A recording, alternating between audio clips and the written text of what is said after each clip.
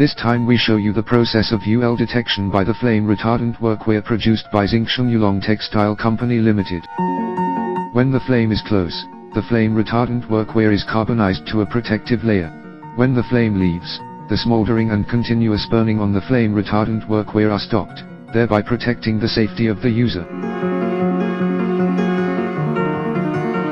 This video also shows the flame retardant testing process of this flame retardant workwear. If you are interested in ordering this flame retardant workwear, you can contact us via the communication below the video. If you want to know more about this product, you can also click on the web link in the description or leave a message to us.